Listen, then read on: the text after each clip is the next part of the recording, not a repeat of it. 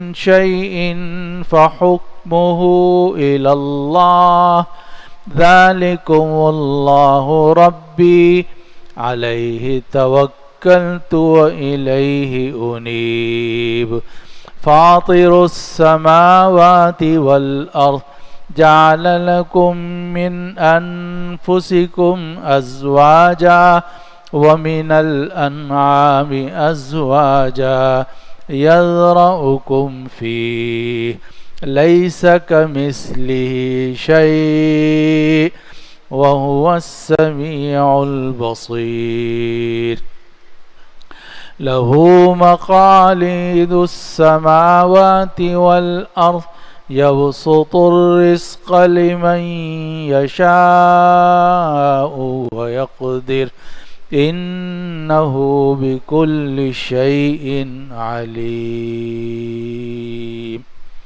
آمنت بالله صدق الله العظيم.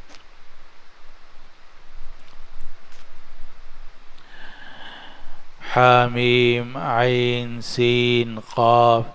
اسی طریقے سے آپ کی طرف اور آپ سے جو پہلے لوگ تھے ان کی طرف وہی کرتا رہا اللہ جو غالب ہے، حکمت والا ہے. اسی طرح وہی بھیجتا ہے آپ کی طرف اور ان لوگوں کی طرف جو آپ سے پہلے تھے، وہ اللہ جو غالب ہے، حکمت والا ہے. جو کچھ آسمانوں میں ہے اور جو کچھ زمینوں میں ہے سب اسی کے لیے ہے، اور وہ بالا و برتر عظمت والا ہے. قریب ہیں کہ آسمان اوپر سے پھٹ پڑیں اور فرشتے اپنے رب کی تعریف کے ساتھ تسبیح بیان کرتے ہیں اور زمین والوں کے لیے استغفار کرتے ہیں. خبردار، بے شک اللہ بہت بخشنے والا، بڑا رحم کرنے والا ہے. اللہ کے سوا جن لوگوں کو یہ مددگار بناتے ہیں اللہ ان کی نگرانی کرنے والا ہے، اور آپ ان لوگوں کے ذمہ دار نہیں ہیں. اور ہم نے آپ پر قرآن نازل کیا جو عربی زبان میں ہے تاکہ آپ بستیوں کی جو ماں ہے مکہ، اس کے رہنے والوں کو اور ارد گرد کے رہنے والوں کو ڈرائیں اور ان کو ڈرائیں اس دن سے جس دن سب جمع ہوں گے. اس دن کے آنے میں کوئی شک نہیں ہے. ایک فریق جنت میں جائے گا اور ایک فریق جہنم میں، اور اگر اللہ چاہتا سب کو ایک امت بنا دیتا، لیکن اللہ داخل کرتا ہے اپنی رحمت میں جس کو چاہتا ہے. اور ظالموں کے لیے نہ کوئی مددگار ہے نہ کوئی ساتھی ہے. کیا جن لوگوں نے اللہ کے سوا اپنے ساتھی بنا لیے ہیں تو اللہ ہی مددگار ہے، اور وہی مردوں کو زندہ کرتا ہے اور وہ ہر چیز پر قادر ہے. اور جس چیز میں تم اختلاف کرو تو اس کا فیصلہ اللہ کے سپرد ہے. وہی تو اللہ ہے جو میرا پروردگار ہے، اسی پر میں نے بھروسہ کیا اور اسی کی طرف میں رجوع کرتا ہوں. وہ پیدا کرنے والا ہے آسمانوں کا اور زمینوں کا. اسی نے تمہارے اپنی ذات میں جوڑے بنائے اور مویشیوں کے اندر بھی جوڑے بنائے، اور ان جوڑے بنانے سے وہ تمہیں پھیلاتا چلا جاتا ہے. اللہ کی مثل کوئی چیز نہیں ہے. وہ سننے والا ہے، دیکھنے والا ہے. آسمانوں اور زمینوں کی کنجیاں اسی کے پاس ہیں. وہ جس کے لیے چاہتا ہے رزق پھیلا دیتا ہے اور جس کے لیے چاہتا ہے رزق تنگ کر دیتا ہے. بے شک وہ ہر چیز کو خوب جاننے والا ہے. یہ ہے ان آیات مبارکہ کا ترجمہ جو آج کی مجلس میں تلاوت کی گئی ہیں، اور یہ سورۃ الشورى کی ابتدائی 12 آیات ہیں. پہلی آیت سے آیت نمبر 12 تک آج کی مجلس میں تلاوت کی گئی ہیں. اور یہ حامیم الشورى کہلاتی ہے. آج جو سورت ہم نے شروع کی ہے اس کا نام سورۃ الشورى بھی ہے، اور اس کو حامیم الشورى بھی کہا جاتا ہے کہ یہ حامیم سے شروع ہوتی ہے، اور اس کی آیت نمبر 38 میں اللہ سبحانہ و تعالی نے یہ بات ارشاد فرمائی کہ مسلمانوں کے جتنے اہم معاملات ہیں وہ آپس کے مشورے سے طے ہوتے ہیں. وَأَمْرُهُمْ شُورَىٰ بَيْنَهُمْ. اس لفظ کے ساتھ اس سورت کا نام سورۃ الشورى رکھا گیا ہے. اور جیسا کہ ہم نے کچھ عرصے پہلے بتایا تھا کہ یہ 7 صورتیں ہیں جو مسلسل ہیں، اور ان صورتوں کو دیباج القرآن بھی کہتے ہیں، عرائس القرآن بھی کہتے ہیں، کہ یہ 7 صورتیں ہیں جو حامیم سے شروع ہوتی ہیں. سب سے پہلے حامیم المومن تھی، پھر اس کے بعد حامیم السجدہ تھی جو ہمارے پچھلے ہفتے پوری ہوئی ہے. آج ہم شروع کر رہے ہیں حامیم الشورى کو. اس کے بعد چوتھی آئے گی حامیم الزخرف، پھر اس کے بعد 5ویں حامیم الدخان، اور چھٹی ہے حامیم الجاثیہ، اور 7ویں حامیم الاحقاف. اور ان 7 صورتوں کو جو یکے بعد دیگرے مسلسل ہیں اور یہ سب حامیم سے شروع ہوتی ہیں، ان کو حوامیم کہتے ہیں. اور ایک روایت کے مطابق ان کو عرائس القرآن کہا گیا ہے کہ یہ قرآن کی دلہنیں ہیں، یعنی بڑی خوبصورت صورتیں ہیں، اور ان میں اہم مضامین عقائد کے بیان کیے گئے ہیں. تو آج جو سورت شروع ہو رہی ہے وہ بھی حامیم سے شروع ہو رہی ہے، اور اس سورت کا نام سورۃ الشورى ہے. لیکن باقی تمام صورتوں سے ہٹ کر اس سورت کی یہ خصوصیت ہے کہ اس کے شروع میں صرف حامیم نہیں ہے، بلکہ 3 حروف مقطعات میں سے 3 حرف اور بھی ہیں. چنانچہ حامیم یہ ایک آیت ہے، اور پھر عین سین قاف یہ دوسری آیت ہے. اور یہ قرآن مجید کی واحد صورت ہے کہ جس میں حروف مقطعات 2 آیتوں کے اندر ہیں، ورنہ باقی جتنی صورتیں ہیں ان میں جو حروف مقطعات آتے ہیں وہ ایک آیت کے اندر ہیں، حتیٰ کہ کاف، ہا یا عین صاد وہ بھی 2 آیتوں میں نہیں ہے بلکہ ایک ہی آیت میں ہے.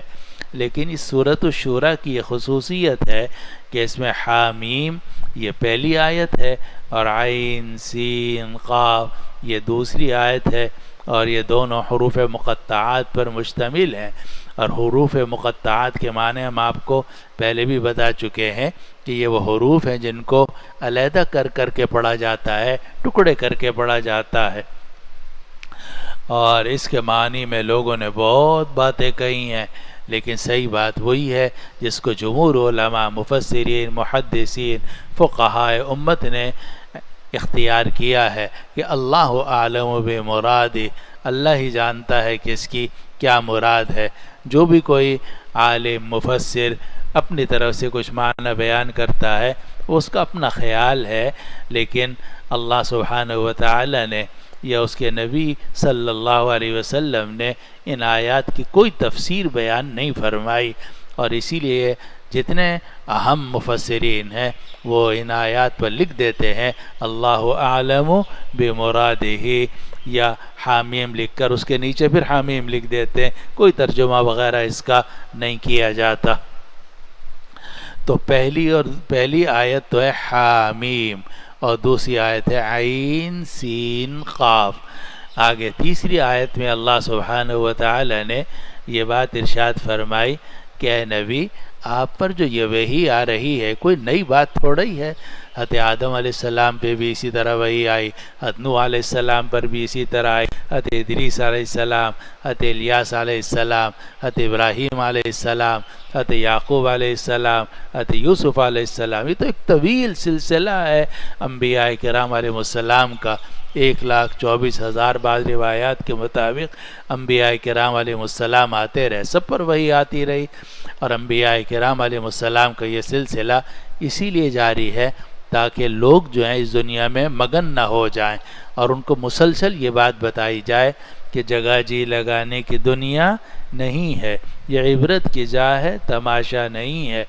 آپ خود نہیں آئے بلکہ اللہ سبحانہ و تعالی نے آپ کو ایک خاص وقت میں، ایک خاص دن میں، ایک خاص گھر میں، ایک خاص ماں باپ کے ہاں پیدا کیا ہے، اور آپ خود یہاں سے نہیں جاؤ گے.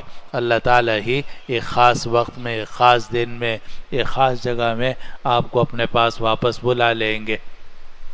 تو جتنے انبیاء کرام علیہ السلام ہیں وہ سب آ کر یہی حقیقت لوگوں کو بتاتے ہیں شروع سے کہ دیکھو یہ دنیا جی لگانے کی نہیں ہے، یا آپ محنت کے لیے بھیجے گئے ہو، عبادت کے لیے بھیجے گئے ہو تاکہ ہمیشہ کی راحتیں تمہیں ملیں۔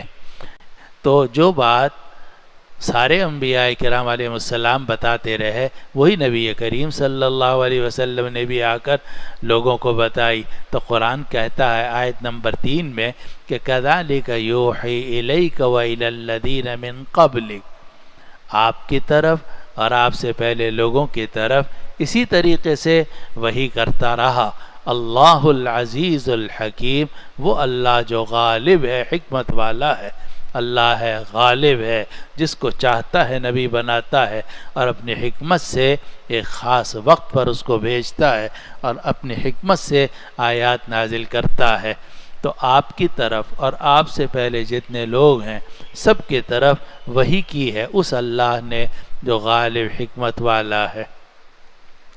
آگے آیت نمبر 4 میں اللہ تعالیٰ نے یہ بات ارشاد فرمائی جو اور بھی قرآن مجید میں جگہ جگہ ہے کہ لہو ما فی السماوات و ما فی الارض، جو کچھ آسمانوں میں ہے اور جو کچھ زمینوں میں ہے سب اس کے لیے ہے، اسی کے لیے ہے جو کچھ آسمانوں میں ہے اور جو کچھ زمینوں میں ہے۔ وَهُوَ الْعَلِيُّ الْعَظِيمُ، اور وہ برتر ہے، عظمت والا ہے، وہ برتر ہے، عظمت والا ہے۔ اس کائنات میں بہت ساری چیزیں ہماری ملکیت ہوتی ہیں، آپ کہتے ہیں میری سائیکل، میری موٹر سائیکل، میری ٹوپی، میری جائیداد، میرا مکان، میری دکان، لیکن یہ میری اس وقت تک ہے جب تک کہ آپ کا سانس چل رہا ہے، اور جیسے سانس نکلا تو نہ وہ میری، وہ کوئی کسی کی ہو گئی، کوئی کسی کی ہو گئی۔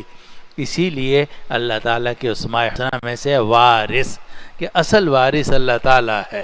اللہ تعالیٰ دنیا میں آدمی کو بھیجتا ہے، اس کو چیزیں عطا فرما دیتا ہے، پھر اسے اپنے پاس بلا لیتا ہے، چیزیں اوروں کو تقسیم کر دیتا ہے۔ تو اس کائنات میں جو کچھ ہے، آسمانوں میں، زمینوں میں، سورج ہے، چاند ہے، انسان ہے، جانور ہیں، اور انسان کی جتنی مملوکہ چیزیں اللہ کی ہیں۔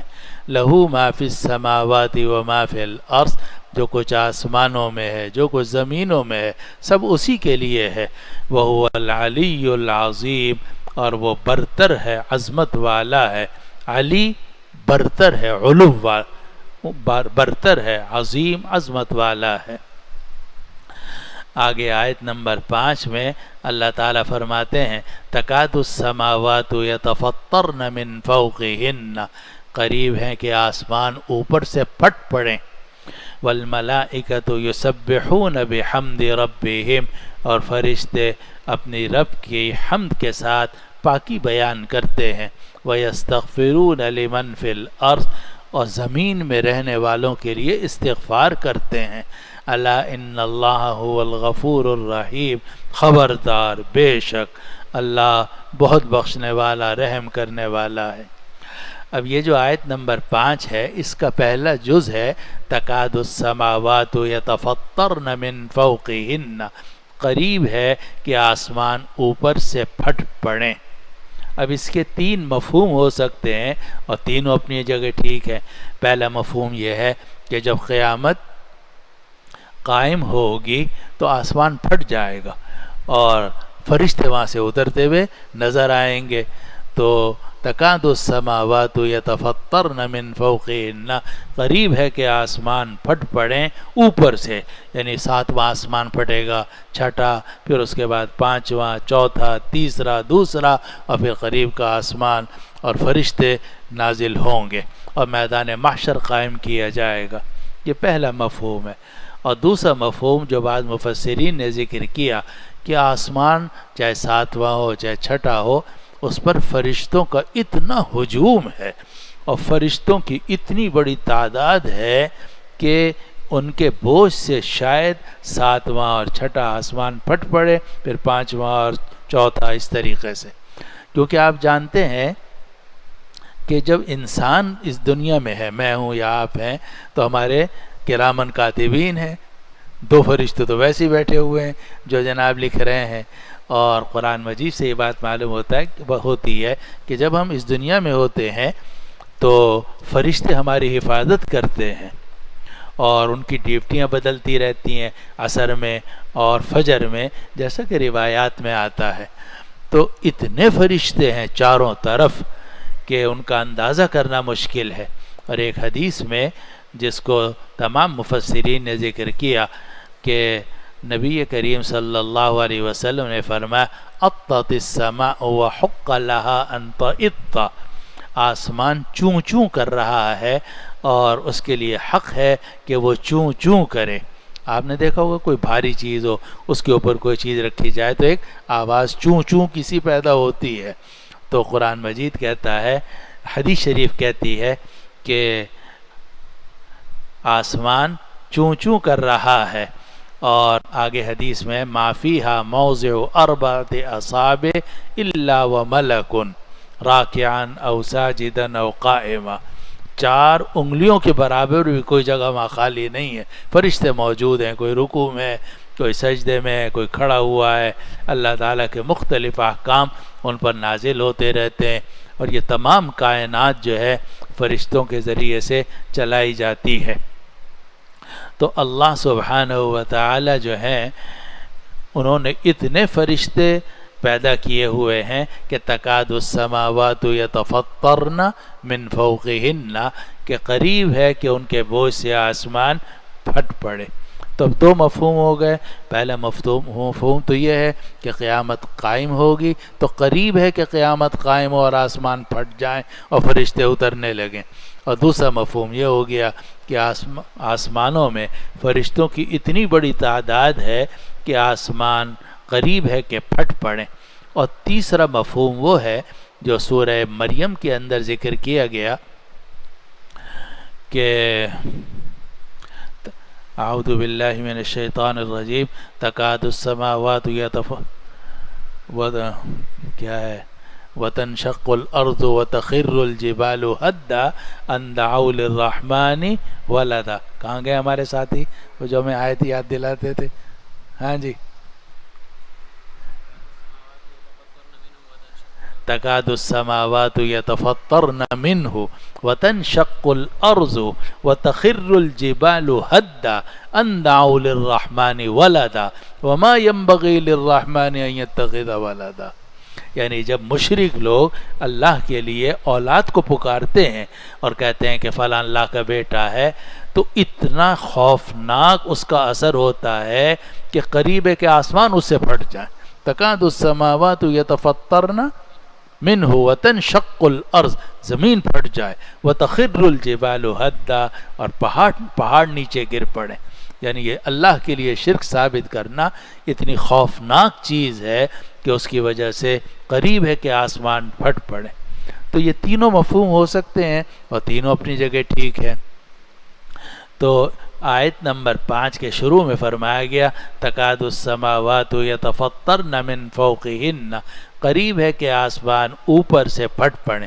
اب جب کہا اوپر سے پھٹ پڑے تو اس سے کئی مفسرین نے کہا کہ تیسرا معنی مراد لینا یا مشکل ہے، اس لیے کہ تیسرا معنی تو مطلب یہ ہوگا کہ نیچے سے جو شرک کیا جاتا ہے اس کا اثر ایسا ہو کہ پہلا آسمان پھٹے پھر دوسرا۔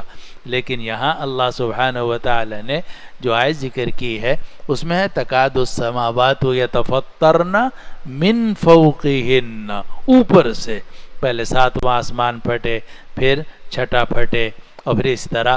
تو یا تو یہ ہوگا قیامت کے قریب، یا اس وجہ سے کہ فرشتوں کی بھاری تعداد اوپر ہے، اس سے امکان ہے۔ آگے اسی آیت کا اگلا جز یہ ہے کہ والملائکۃ یسبحون بحمد ربہم، کہ ملائکہ اپنے رب کی حمد کے ساتھ پاکی بیان کرتے ہیں۔ یعنی فرشتے جو ہیں وہ اللہ تعالیٰ کی حمد و تسبیح کرتے ہیں۔ مسلمان بھی کرتے ہیں لیکن مسلمانوں سے زیادہ تو فرشتے کرتے ہیں۔ تو فرشتے جو ہیں وہ اللہ تعالیٰ کی حمد و تسبیح بیان کرتے ہیں۔ آگے تیسری بات اس آیت میں یہ فرمائی گئی کہ وَيَسْتَغْفِرُونَ لِمَنْ فِي الْأَرْضِ، کہ جتنے آسمان کے فرشتے ہیں وہ زمین والوں کے لیے استغفار کرتے ہیں۔ جتنے آسمانوں کے فرشتے ہیں، یستغفرون لمن فی الارض، وہ زمین والوں کے لیے استغفار کرتے ہیں۔ اسی لیے علماء نے فرمایا، بعض علماء نے یہاں لکھا کہ انسان کے سب سے محسن اللہ رسول کے بعد فرشتے ہیں۔ فرشتے ہمارے لیے استغفار کرتے ہیں، یا اللہ ان کو معاف کر دیجئے، یا اللہ ان کو معاف کر دیجئے، یا اللہ ان کی غلطیوں کو معاف فرما دیجئے۔ غلطیاں ہم کرتے ہیں، تکلیف فرشتوں کو ہوتی ہے۔ وَيَسْتَغْفِرُونَ لِمَنْ فِي الْأَرْضِ، اور وہ استغفار کرتے ہیں، مغفرت طلب کرتے ہیں ان لوگوں کے لیے جو زمین میں ہیں، زمین والوں کے لیے استغفار کرتے ہیں۔ اب اگلا سوال یہ ہے کہ یہ جو استغفار کرتے ہیں یہ کیا صرف مومنوں کے لیے کرتے ہیں یا کافروں کے لیے بھی کرتے ہیں؟ تو سورۃ الزمر کے اندر یہ معلوم ہوتا ہے کہ صرف مومنوں کے لیے کرتے ہیں۔ وَيَسْتَغْفِرُونَ لِلَّذِينَ آمَنُوا رَبَّنَا وَسِعْتَ كُلَّ شَيْءٍ رَحْمَةً وَعِلْمًا فَاغْفِرْ لِلَّذِينَ تَابُوا وَاتَّبَعُوا سَبِيلَكَ وَقِهِمْ عَذَابَ الْجَحِيمِ، سورۃ المومن کے اندر۔ تو سورۃ المومن کے شروع میں جو آیت ہے اس سے معلوم ہوتا ہے کہ جو آسمان کے فرشتے ہیں وہ مومنین کے لیے استغفار کرتے ہیں۔ الحمدللہ ہمارے لیے فرشتے استغفار کرتے ہیں، ایمان رکھنا چاہیے اس پر۔ وَيَسْتَغْفِرُونَ لِلَّذِينَ آمَنُوا رَبَّنَا وَسِعْتَ كُلَّ شَيْءٍ رَحْمَةً وَعِلْمًا فَاغْفِرْ لِلَّذِينَ تَابُوا، آپ بخش دیجئے ان لوگوں کو جنہوں نے توبہ کی ہے۔ چنانچہ جتنی توبہ کرو گے فرشتے آپ کے لیے اور استغفار کریں گے۔ تو یہ بھی امکان ہے کہ یہاں سورۃ الشورى میں یہ جو آ رہا ہے وَيَسْتَغْفِرُونَ لِمَنْ فِي الْأَرْضِ، وہ زمین والوں کے لیے استغفار کرتے ہیں، مراد یہ کہ زمین والوں میں سے مومنین کے لیے استغفار کرتے ہیں۔ لیکن بعض علماء نے کہا نہیں، دونوں آیتیں ٹھیک ہو سکتی ہیں۔ وہ بھی آیت ٹھیک ہے کہ مومنین کے لیے استغفار کرتے ہیں اور وہ استغفار تو قبول ہوتا ہے، اور ویسے ملائکہ کو عام انسانوں سے بھی بہت محبت ہے۔ وہ کہتے ہیں اللہ تعالیٰ نے ان کو بنایا ہے، یہ کس حرکت میں پڑ گئے ہیں، کیوں گناہ کر رہے ہیں، کیوں اللہ تعالیٰ کی نافرمانی کر رہے ہیں، کیوں کفر کر رہے ہیں، کیوں شرک کر رہے ہیں، تباہ ہو جائیں گے، جہنم میں جائیں گے، یا اللہ ان کو جہنم سے بچا لیجئے۔ جیسے کوئی مسلمان ہے کافروں کے لیے استغفار کرے، یا اللہ ان کافروں کو ایمان نصیب فرما دیجئے، ان کو جہنم سے بچا لیجئے، تو یہ صحیح ہے یا نہیں؟ بالکل صحیح ہے۔ بالکل اسی طریقے سے فرشتے جو ہیں وہ تمام زمین والوں کے لیے استغفار کرتے ہیں، یا اللہ جو مومنین ہیں ان کو تو بخشی دے، اور جو کافر ہیں ان کو بھی ہدایت دے دے، ان کو بھی عذاب سے، آخرت کے عذاب سے بچا لیجئے۔ وَيَسْتَغْفِرُونَ لِمَنْ فِي الْأَرْضِ، اور وہ استغفار کرتے ہیں ان لوگوں کے لیے جو زمین میں ہیں۔ آگے اللہ تعالیٰ نے کیسی محبت سے فرمایا، الا ان اللہ هو الغفور الرحیم، خبردار، بے شک اللہ بہت بخشنے والا ہے، بہت رحم کرنے والا ہے۔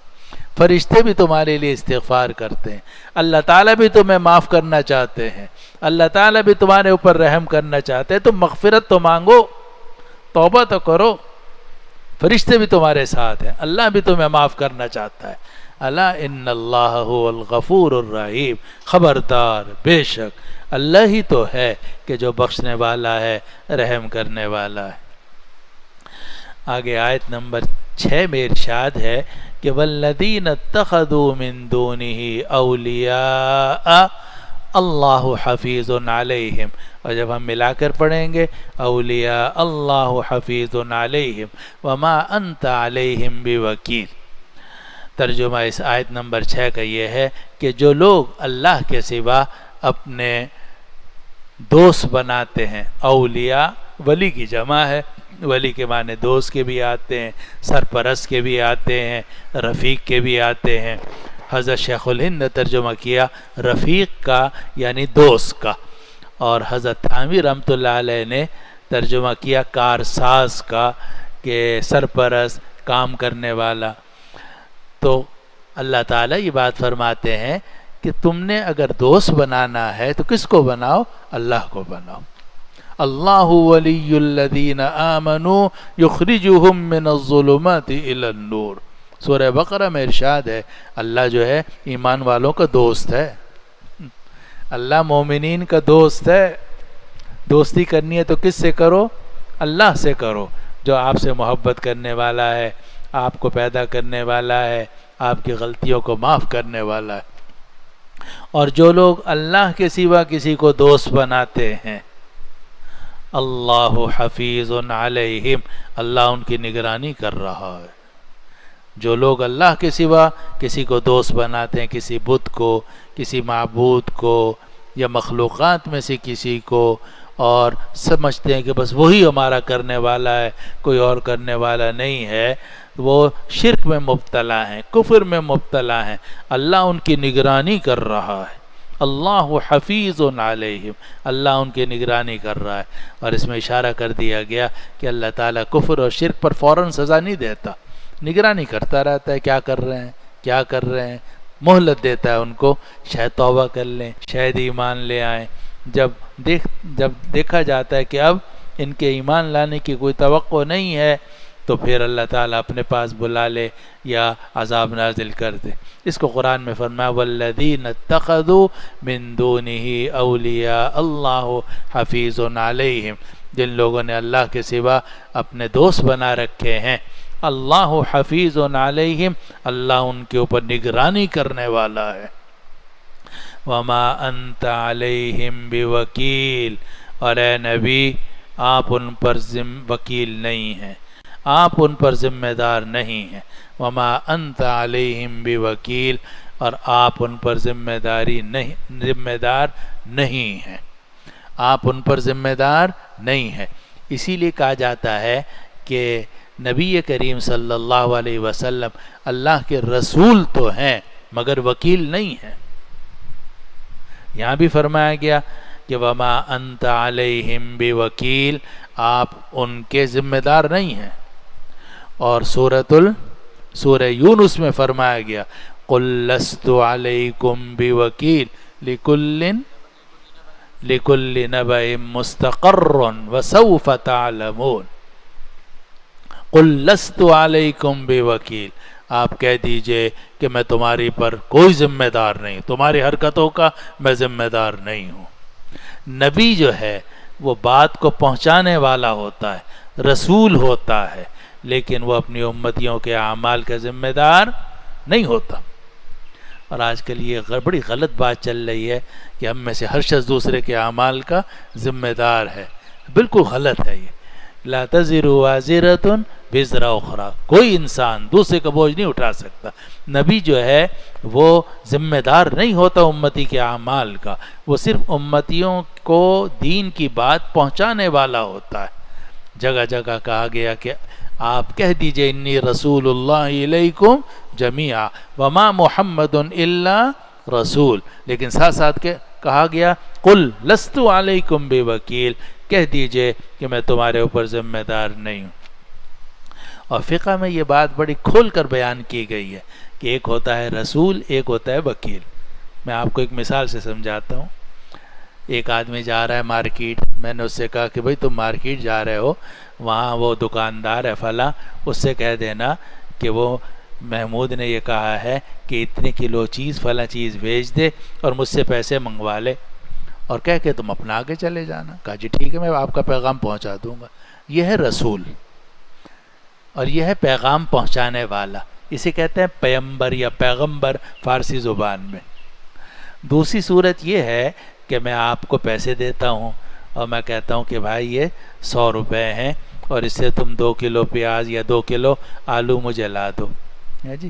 اب میں نے آپ کو اپنا وکیل بنا دیا کہ آپ میرے لیے پیاز لا دیں، آلو لا دیں، انڈے لا دیں۔ آپ نے وہ پیسے لے لیے، اب آپ جائیں گے، جا کر خرید و فروخت کریں گے، تو خرید و فروخت کا ذمہ دار جو ہے وہ وکیل ہوتا ہے، خرید و فروخت کا ذمہ دار وکیل ہوتا ہے۔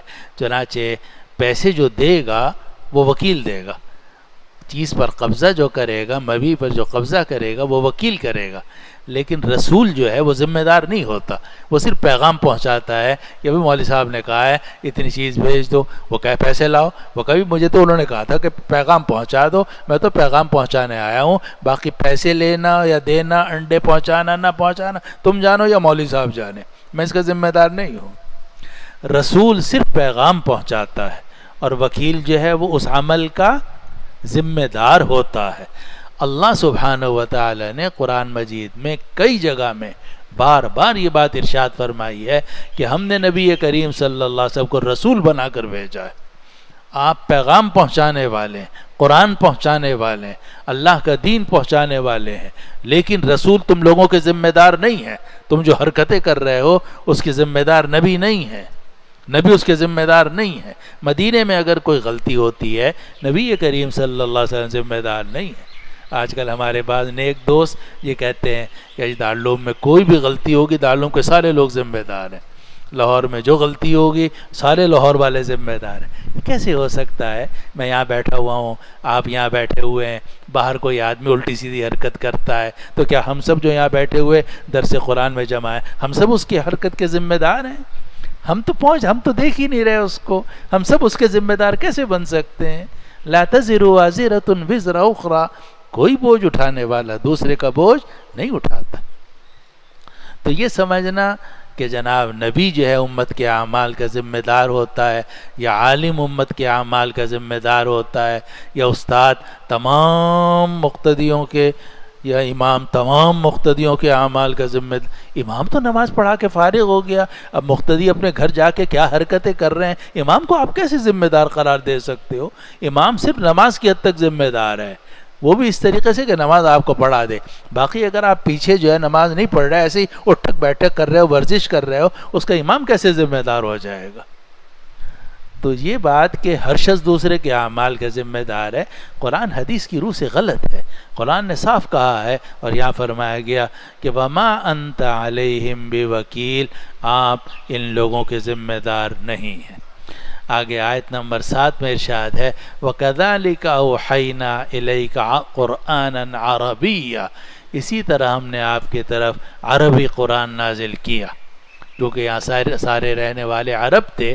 جہاں قرآن نازل کیا مکہ کے قریب کے سارے علاقے عربی زبان بولتے تھے، تو قرآن بھی عربی میں نازل کیا گیا تاکہ اس کے جو اولین مخاطب ہیں وہ آسانی سے سمجھ سکیں. جب وہ سمجھ جائیں گے وہ آگے پھر پوری دنیا تک اس کا پیغام پہنچائیں گے. چنانچہ ایسے ہی ہوا. اب اردو میں بھی ترجمے ہیں، فرانسیسی میں بھی ترجمے ہیں، دین کی بات مختلف زبانوں میں پہنچائی جا رہی ہے، لیکن اولین طور پر جب قرآن اور دین نازل ہوا تو عربی میں نازل ہوا. اس کو قرآن نے فرمایا وَكَذَلِكَ أَوْحَيْنَا إِلَيْكَ قُرْآنًا عَرَبِيًّا، اور اسی طریقے سے ہم نے آپ کی طرف وحی کی ایک عربی قرآن کی لِتُنذِرَ أُمَّ الْقُرَى وَمَنْ حَوْلَهَا، تاکہ آپ مرکزی بستی اور اس کے ارد گرد کی بستیوں کو خبردار کر دیں. لِتُنذِرَ، خبردار کر دیں. ام القرى کا مطلب ہے تمام بستیوں کی ماں. لفظی ترجمہ اگر آپ کریں گے ام القرى تمام بستیوں کی ماں، اور مکہ مکرمہ کو تمام بستیوں کی ماں کہا جاتا ہے اس لیے کہ وہ سینٹر میں ہے اور سارا دین وہیں سے پھیلا ہے. بلکہ سب سے پہلا گھر جو اس دنیا میں بنا ہے اول بیت وضع للناس للذی ببکۃ مبارکا وہدی للعالمین، پہلا گھر بیت اللہ ہی کا بنا ہے. اور جب حضرت آدم علیہ السلام آسمان سے نازل ہوئے تو وہ مکہ مکرمہ میں نازل ہوئے. میدان عرفات میں حضرت آدم اور حضرت حوا نے ایک دوسرے کو پہچانا، مزدلفہ میں رات گزاری، سارے یہ نام اسی وجہ سے رکھے ہوئے ہیں. تو یہ جو مکہ مکرمہ کی بستی ہے اس کو ام القرى کہا جاتا ہے، تمام بستیوں کی ماں. اور اس کو آپ یہ بھی کہہ سکتے ہیں تمام بستیوں کا مرکز، تمام دنیا کا مرکز. چنانچہ ساری دنیا کے مسلمان نکلتے ہیں اس مرکز میں جمع ہوتے ہیں حج کے موقع کے پر. تو اللہ تعالیٰ فرماتے ہیں ہم نے یہ عربی قرآن نازل کیا لِتُنذِرَ أُمَّ الْقُرَى وَمَنْ حَوْلَهَا، تاکہ آپ مرکزی بستی کے رہنے والوں کو خبردار کریں. وَتُنذِرَ وَمَنْ حَوْلَهَا، اور جو قریب کی بستی والے ہیں ان کو بھی خبردار کریں. وَتُنذِرَ يَوْمَ الْجَمْعِ، اور آپ اس جمع ہونے کے دن سے لوگوں کو ڈرائیں. آپ ڈرائیں اس دن سے جس دن سب جمع ہوں گے. جو دنیا سے چلے گئے جو دنیا میں باقی ہیں، جو آنے والے ہیں، سب جمع ہوں گے ایک ہی دن، وہ ہے میدان محشر کا دن، قیامت کا دن۔ وَتُنذِرَ يَوْمَ الْجَمْعِ، اور تاکہ آپ ڈرائیں جمع ہونے والے دن سے، لا ریب فیہ، اس دن میں کوئی شک نہیں ہے، لا ریب فیہ، اس دن میں کوئی شک نہیں ہے، وہ دن آ کے رہے گا، سب لوگوں کو، ہمیں اور آپ کو اس دن میں جمع ہونا ہوگا۔ اے نبی، آپ اس قرآن کے ذریعے سے ڈرائیں مرکزی بستی کو، قریب کے رہنے والوں کو، اور ان کو ڈرائیں جمع ہونے والے دن سے جس کے آنے میں کوئی شک نہیں ہے۔ فریق فی الجنت و فریق فی السعیر، ایک فریق جنت میں جائے گا اور دوسرا فریق جہنم میں جائے گا۔ آگے قرآن آیت نمبر 8 میں فرماتا ہے کہ اگر اللہ تعالیٰ چاہتا سب کو مسلمان بنا دیتا، اگر اللہ تعالیٰ چاہتا سب کو کافر بنا دیتا، لیکن اللہ تعالیٰ تو چاہتا ہے کہ جو مسلمان ہیں وہ علیحدہ ہوں اور کافر علیحدہ ہوں۔ وَلَوْ شَاءَ اللَّهُ لَجَعَلَهُمْ أُمَّةً وَاحِدَةً، اگر اللہ تعالیٰ چاہتا تو سب لوگوں کو ایک ہی امت بنا دیتا۔ وَلَكِنْ يُدْخِلُ مَنْ يَشَاءُ فِي رَحْمَتِهِ، لیکن اللہ داخل کرتا ہے اپنی رحمت میں جس کو چاہتا ہے، اللہ داخل کرتا ہے اپنی رحمت میں جس کو چاہتا ہے، اپنی رحمت میں داخل کرتا ہے جس کو چاہتا ہے۔ وَالظَّالِمُونَ مَا لَهُم مِّن وَلِيٍّ وَلَا نَصِيرٍ، اور ظالموں کا نہ کوئی دوست ہوگا نہ کوئی مددگار ہوگا۔ اللہ تعالیٰ دنیا میں رہنے والوں کو جو اللہ تعالیٰ سے محبت کرتے ہوں، اللہ تعالیٰ پر ایمان لاتے ہوں، اللہ تعالیٰ کے احکام کی اطاعت کرتے ہوں، اللہ تعالیٰ ان پر اپنی رحمتیں نازل کرنا چاہتا ہے۔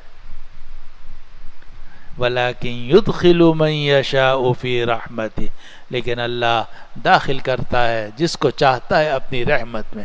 وَالظَّالِمُونَ مَا لَهُم مِّن وَلِيٍّ وَلَا نَصِيرٍ، اور ظالموں کا نہ کوئی دوست ہوگا نہ مددگار ہوگا۔ ظلم بڑی بری چیز ہے۔ وَالظَّالِمُونَ مَا لَهُم مِّن وَلِيٍّ وَلَا نَصِيرٍ، اور ظالموں کے لیے کوئی دوست نہیں ہوگا، مددگار نہیں ہوگا۔ آگے آیت نمبر 9 میں ارشاد ہے، ام اتخذوا من دونہ اولیاء، کیا ان لوگوں نے اللہ کے سوا اپنے دوست بنا لیے ہیں؟ ام اتخذوا من دونہ اولیاء، کیا ان لوگوں نے اللہ کے سوا اپنے دوست بنا لیے ہیں؟ فاللہ هو الولی، تو اللہ ہی دوست ہے۔ وہو یحیی الموتى، اور وہی مردوں کو زندہ کرتا ہے۔ وَهُوَ عَلَى كُلِّ شَيْءٍ قَدِيرٌ، اور وہ ہر چیز پر قادر ہے۔ کیا ان لوگوں نے اللہ کے سوا اپنے دوست بنا لیے ہیں؟ فَاللَّهُ هُوَ الْوَلِيُّ، تو اللہ ہی ولی ہے، اللہ ہی مددگار ہے، اللہ ہی دوست ہے۔ اور آپ جانتے ہیں کہ مومنین میں سب سے اونچا درجہ کس کا ہے؟ اولیاء اللہ کا۔ اولیاء اللہ کا کیا مطلب؟ کہ وہ آدمی اللہ کا دوست، اللہ اس کا دوست۔ فَاللَّهُ هُوَ الْوَلِيُّ، اللہ تعالیٰ ہی دوست ہے، وہی دوست ہے، وہی رفیق ہے، وہی کارساز ہے۔ وَهُوَ يُحْيِي الْمَوْتَى، اور وہی مردوں کو زندہ کرتا ہے۔ وَهُوَ عَلَى كُلِّ شَيْءٍ قَدِيرٌ، اور وہ ہر چیز پر خوب قادر ہے۔ یہ آیت نمبر 9 تک ہم پہنچے ہیں، لیکن اب 2 منٹ رہ گئے ہیں، اس لیے مزید جو 3 آیتیں ہیں تو ان کا ترجمہ رہ گیا۔ انشاءاللہ اگلے درس میں پھر ان آیتوں کو شروع کریں گے۔ آج 9 نمبر آیت تک ترجمہ ہوا، ترجمہ ایک مرتبہ پھر سن لیجئے۔ حامیم عین سین قاف، اسی طرح وہی کرتا ہے آپ کی طرف اور ان لوگوں کی طرف جو آپ سے پہلے تھے، وہ اللہ جو غالب ہے، حکمت والا ہے، جو کچھ آسمانوں میں ہے اور جو کچھ زمینوں میں ہے سب اسی کے لیے ہے، اور وہ برتر عظمت والا ہے۔ قریب ہیں کہ آسمان اوپر سے پھٹ پڑیں اور فرشتے اپنے رب کی حمد کے ساتھ پاکی بیان کرتے ہیں اور زمین والوں کے لیے استغفار کرتے ہیں۔ خبردار بے شک اللہ بہت بخشنے والا ہے، رحم کرنے والا ہے۔ اور جو لوگ اللہ کے سوا اپنے دوست بناتے ہیں، اللہ ان کی خوب نگرانی کرنے والا ہے، اور آپ ان لوگوں کے ذمہ دار نہیں ہیں۔ اور اسی طریقے سے ہم نے آپ کی طرف وہی بھیجی عربی قرآن کی، تاکہ آپ ڈرائیں مرکزی بستی کو اور قریب کے رہنے والوں کو، اور آپ ڈرائیں اس دن سے جس دن سب جمع ہوں گے۔ اس دن کے آنے میں کوئی شک نہیں ہے، ایک فریق جنت میں ہوگا اور دوسرا فریق جہنم میں، اور اگر اللہ تعالیٰ چاہتا سب کو ایک ہی امت بنا دیتا، لیکن اللہ داخل کرتا ہے اپنی رحمت میں جس کو چاہتا ہے، اور ظالموں کے لیے نہ کوئی دوست ہوگا نہ کوئی مددگار ہوگا۔ کیا ان لوگوں نے اللہ کے سوا اپنے دوست بنا لیے ہیں؟ تو اللہ ہی دوستی کے قابل ہے، اور وہی مردوں کو زندہ کرنے والا ہے، اور وہ ہر چیز پر خوب قدرت رکھتا ہے۔ وآخر دعوانا الحمد للہ رب العالمین، وصلی اللہ وسلم وبارک علی حبیبنا وسیدنا وشفیعنا ومولانا محمد وعلی آلہ واصحابہ اجمعین۔